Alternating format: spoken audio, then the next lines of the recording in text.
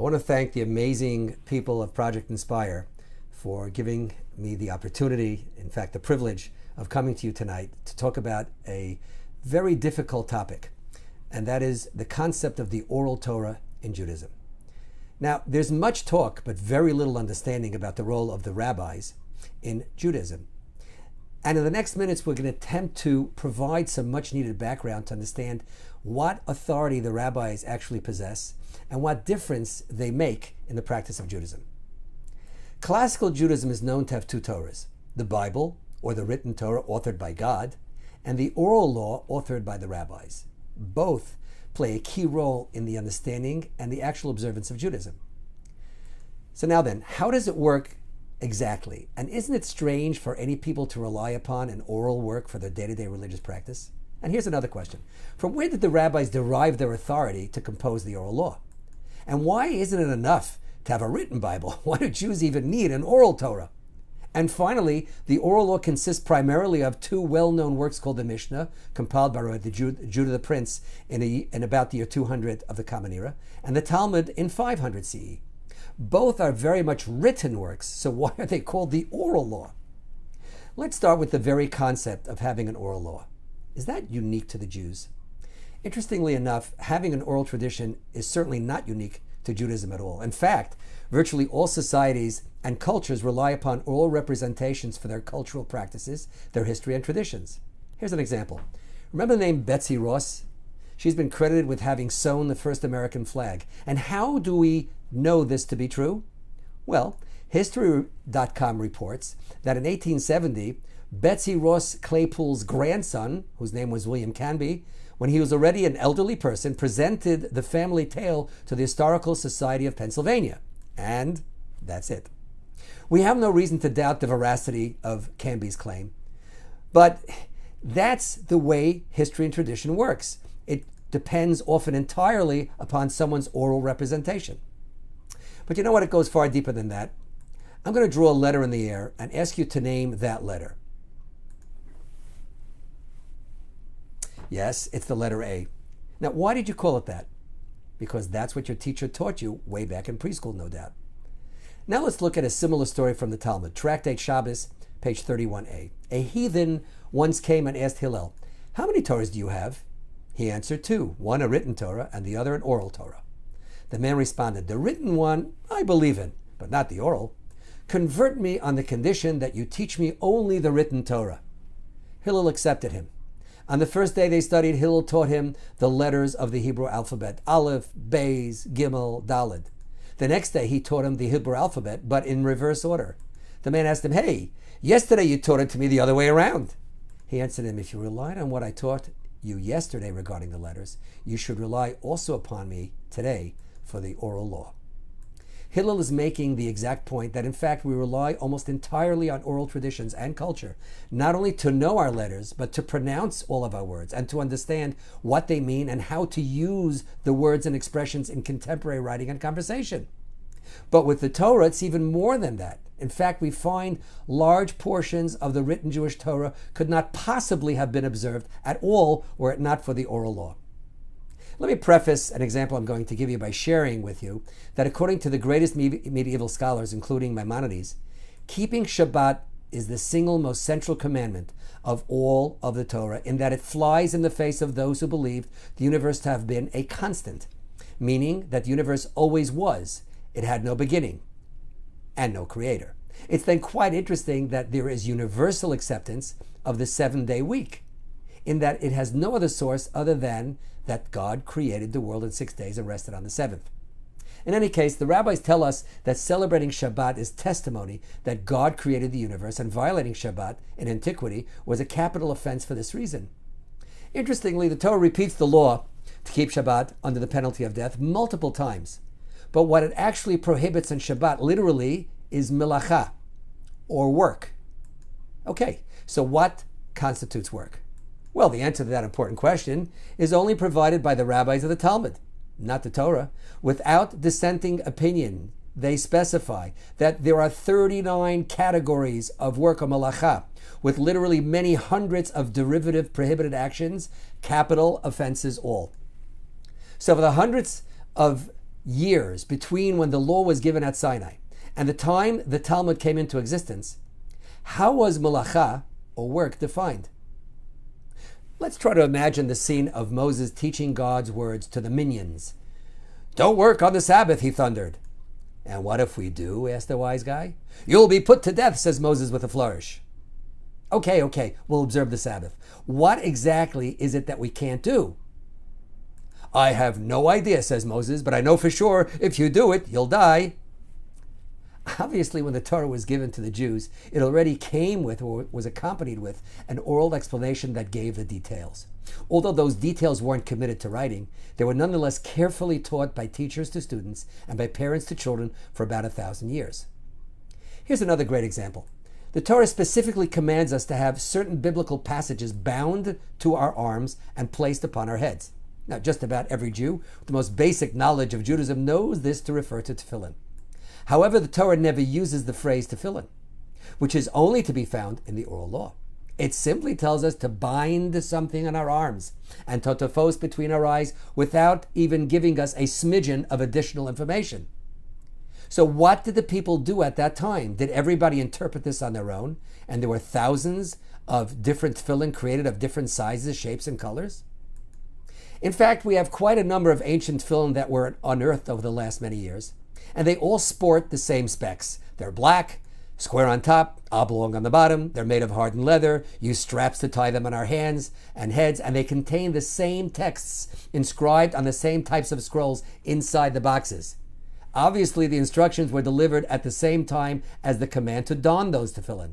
Moses said, "In the name of God, don tefillin." The Jews said, "How?" And Moses obviously provided them with the answers and the details. These examples are not exceptions. In fact, it could be safely said that the vast majority of details regarding how to keep kosher, observe the holidays, get married, build a family, mourn our loved ones, and even pray are only stated in the Torah as concepts without any details about the how. The laws we possess regarding ritual slaughter of animals are voluminous and complex, to say the least. But the Torah actually says in Deuteronomy, "In the event you would like to eat meat, you must prepare it in the way that I have commanded." Now, the problem is that nowhere else in the Torah does it so much as mention the laws of ritual slaughter. It doesn't make much sense to have the written law requiring ritual slaughter without an already extant body of oral information so you can actually eat that steak. And so it fell to the rabbis to faithfully collect these oral instructions and teach them to the people, not merely as volunteers, but as fully mandated by the written Torah to teach the law, decide the law based upon Torah, judge the people, enforce the law, and enact new laws as necessary to help observe the Torah. In fact, the rabbis maintain a very disciplined adherence to a constitutional process to settle disputes and enact new laws. The Torah states in Leviticus, "Ushmartem es mishmarti," "Therefore shall you keep or watch over my charge." This is intended to caution the court regarding the fact that they must enact or legislate new laws to protect the laws of the Torah. And regarding judging and enforcing the law of the Torah, it states in Deuteronomy, in a portion that will be read in synagogues this very Shabbat. In Deuteronomy it says, "Judges and officers shall you make thee in all thy gates, which the Lord thy God gives you, and they shall judge the nation with true justice." They're mandated by Torah to perform these functions. We should note that the Torah is replete with new cases for which Moses could not provide rulings. Those of you who are somewhat familiar, there's the story about the wood gatherer, the one who blasphemed against God, the concept of the Pesach Sheni, the daughters of Tzalavchad, and if you don't know what I'm talking about, ask your local rabbi. It might be a very good launch pad to start learning the Torah. So Moses was presented with situations he had never seen before, so he had to try and derive the answers from the written Torah. And when he could not, he went back to God for additional information. The Jews required answers, and Moses was obligated to research those answers and provide them with the ruling in these cases. So here's an important question. Why does all this vital knowledge reside in oral form? And how did it come to finally be recorded? Now, the Jews are unique as a wandering yet eternal people, which begs the question, how have we in fact maintained our unique identity for thousands of years of exile under the worst of conditions? And the answer is through our Bible, the Torah, which scholars have called the portable homeland of the Jewish people. And now, if every detail of every law were included in the written Torah, it would be extremely unwieldy and not very portable at all. The written Torah, in effect, became the cliff notes of religious practice, and the oral law provides the details. Now, another reason for having an oral law is that the immutable laws of Torah must transcend the ages and contemporary case law. For example, the laws of property damage, as they appear in the Torah, involve what would happen if your bull destroyed your neighbor's vegetable patch. Now, how would you apply that to when your F-150 pickup truck rammed someone else's Prius? If all property damage were recorded and reduced to writing at that ancient time, they wouldn't seem to remotely pertain or apply just a generation or two further down the road. Instead, we prefer to explain the operative concepts behind the example given in the Torah orally from teacher to students, so that Judaism remains an eternally living and breathing religion, where the immutable concepts come alive as they are taught from teacher to student, and they can then be practiced faithfully in each new generation with its own case history. And with the exception of many scholars and teachers who kept their notes and journals privately, the oral law remained oral for thousands of years, during which time the all-important rabbi-student relationship was the paramount central feature of Jewish life. So now, how did we get to the point where we have a very much written 60-volume Talmud right behind me, and thousands of other publications of Jewish law that today comprise what is still ironically called the oral law? Well, when it became obvious that Jews were going to be exiled and the rabbi-student bond would be disrupted, the rabbis exercised a great leniency and in a departure from tradition recorded the oral law. First, in a compilation called the Mishnah, as we said before, in about the year 200 CE, and then again in 500 CE with a far more detailed record of rabbinic discussions of the Mishnah called the Talmud, and many other far-reaching oral teachings. Since that time, many thousands of oral works have been published, and they all have the status of what we call Torah Shebaal Peh, which translates into the oral Torah. Not surprisingly, the charge has been made, and it is indeed a fact, that the Talmud contains thousands of disputes between the various Talmudic sages going back 1,000 years. So what's served by recording disagreements? And it's not like there are just a few disputes here and there. When you open to just any page of the Talmud, the rabbis seem almost like they have to argue about everything. However, there's another charge, which is made at the same time. People complain that the rabbis argue over the most minute and trivial hair-splitting details. Okay, well, which is it? Are they arguing over everything or only over the tiniest of details? This kind of reminds me of the time that my late mother, who was a gourmet chef, returned from visiting Israel. "How was your flight, Ma?" I asked her, and she couldn't stop praising the El Al pilots for their smooth flying. But, she added, that airline food was beyond awful. Poison it was. And she said, pausing to further reflect upon the experience, "Such small portions." What a contradiction. If you hate the food, you should be thankful they come in small portions. Well, this same complaint applies to the criticism of the Talmud. Well, which one is it? Are they always fighting or only over the most insignificant differences? Well, it turns out that regarding the everyday practice of Judaism, there are few disputes at all, and an overwhelming 99% of agreement. However, due to the advent of new cases never before considered, and the small percentage of inevitable human error and forgetfulness, a disagreement may arise on how to apply Jewish law in a given situation. However, the very fact that the rabbis argue stubbornly over seemingly insignificant things teaches us a great deal about the integrity of the rabbis and the integrity of the oral Torah. What they don't argue over, what is not recorded as an argument in the Talmud, means that they universally agree upon that. So let me give you an example through which we will actually study a bit of Talmud ourselves. The Talmud in Tractate Kiddushin opens with the laws pertaining to Jewish marriage and its ceremony. It is accepted without dispute that a Jewish marriage, in order to occur, must have a ceremony. In order for there to be a Jewish marriage, there must be a ceremony. People just can't get married in what's called a common law marriage. It is further required that the ceremony be witnessed by two qualified individuals of character. It also requires that the groom has to obligate himself contractually to his bride via a written and duly executed ketubah, or marriage contract. Furthermore, in order to be a valid marriage, it requires that the groom give a gift of value to the bride. But how much value is required? Here we define a dispute between the houses of Shammai and the house of Hillel. The former believes that the gift must possess the value of, in modern terms, at least $1. But the latter says it can be the equivalent of a penny. Now, how practical is this dispute when, as a groom, you'd be in big trouble for even attempting to give your beloved bride a ring worth a penny or even $1? But for the last thousands of years, this dispute remains on the books of the Talmud. Does this seem to you to be a power grab by the rabbis, as some would claim?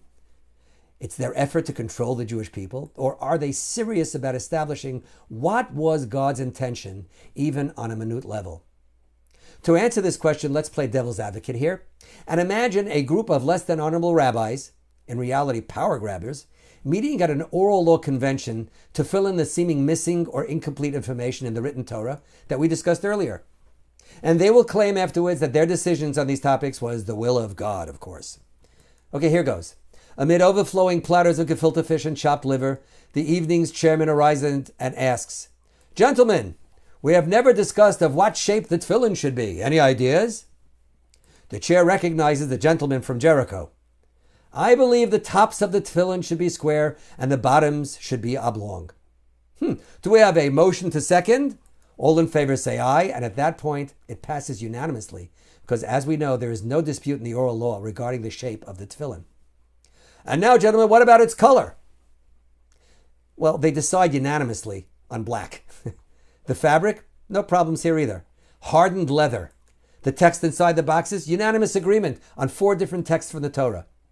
Next topic. How many forbidden categories of activity on Shabbat will define the Torah's word of work? Malacha. 39, thunders the crowd in unison. Yes, comments the chair, 39 is a nice round number. Unanimous. How to slaughter an animal so that it's kosher? After all, the Torah left that one out too. 12,421 detailed laws? Sounds about right. No argument on that. What about, is there a heaven, an afterlife, and purgatory? Moses seemed to have left that one out of the Torah too. Unanimous in the affirmative. Everyone says sure. Now, gentlemen, the chairman continues, the last item on the agenda is regarding the value of the gift in the wedding ceremony. Rabbi Shammai stands up and confidently says, $1. At which point pandemonium breaks out on the convention floor. Rabbi Hillel yells, "Hey, I was with you on heaven. I was with you on hell. And I didn't say boo about the 39 prohibited categories of work on the Sabbath. But this is where I put my foot down. Absolutely not. The value should be a penny." Others soon join the fray, and cries of dollar and penny, dollar, penny, dollar and penny are heard over the voice of the chair, who pleads with the delegates to compromise at 50 cents and call it a day, but to no avail. So did those rabbis argue about the gift because they were seeking power? Is it a decision that involves power? Or is it rather a sincere search for truth regarding the intent of the Creator? Judaism does not compromise on truth. In fact, we refuse to sacrifice our truth for the sake of power. Here's a case in point. How many political parties are there in the United States of America? Well, basically 2. How many in Canada? 4. A fractious people. England, 5. Italy, wow, they're even more fractious. 9 major political parties. Then we come to Israel, where there are 17 significant political parties, including 3 communist parties. What is going on here? The United States has 300 million people, and it only needs 2 parties to pretty much contain all points of view. Israel, a tiny country of some, 8 million people, has 17 political parties. Most nations are okay sacrificing their truths for political power. The Jews are stubbornly opinionated to the point where we will not compromise on our truths for the sake of power. In the Torah itself, God calls Jews a stiff-necked people with good reason. And so it's quite ignorant to say, well, sure, the rabbis just got together and made all this up and agreed on everything except for these little details. The truth is that the power of the rabbis in the oral law, if they had any power, is in their relentless pursuit of truth rather than political expediency. so that even the smallest matters of Jewish thought and practice accurately reflect the will of the Almighty. Oh, and there's another significant benefit to be had by recording disputes in the Talmud. Defining and quantifying the precise areas of dispute and disagreement serves to narrow and contain the breach of the unknown and the forgotten details of the oral law. In our case, it is forever decided that if a groom provided a gift of less than a penny, both the houses of Shammai and Hillel would agree it is not a valid ceremony. And if it was worth more than $1, all agree that it is valid. So the exact area of doubt has been defined for posterity, and we can in fact move on. Perhaps this is what the Talmud refers to in Masechet Brachot. That's the very first volume of the Babylonian Talmud. Rabbi Eliezer said in the name of Rabbi Chanina, Talmidei Chachamim increase peace in the world. Okay, how? By defining, recording, and thereby limiting the areas of dispute, limiting the areas of uncertainty in the practice of Judaism. And now I'd like to end with this amazing story. In almost every hellish ghetto during the German Nazi genocide of World War II, a story similar to this repeated itself. The accursed SS would ask all the Jews in a particular ghetto to assemble outside the local main synagogue and force them to watch as they set it ablaze. And despite the machine guns trained on the synagogue entrance, some Jew couldn't hold himself back, broke from the crowd, and ran into the burning edifice, emerging moments later carrying a Torah scroll that he was attempting to save from the flames. The Nazis were ready for him and unleashed a furious salvo of bullets that pierced his body in 100 places. Inconceivably, as he fell dead, there would always be another undeterred Jew who would emerge from the crowd, grab the Torah in a futile attempt to save it. And more often than not, there'd be a few more braving certain death to save that Torah. Are we even permitted to give up our lives to save a Torah scroll? Ironically, our rabbis in the Talmud tell us that we are not. But fighting to preserve the Torah and its laws seems to be imprinted on our Jewish DNA. Whether it's the ghetto Jews sacrificing themselves to protect the written word of God, or the rabbis who courageously battle on to go on record to contain the chasm of disagreement and stubbornly refuse to compromise on even a mere 50 cents. I want to thank you all so much for watching, and I'd really appreciate your feedback, which will always be cherished. Have a great night.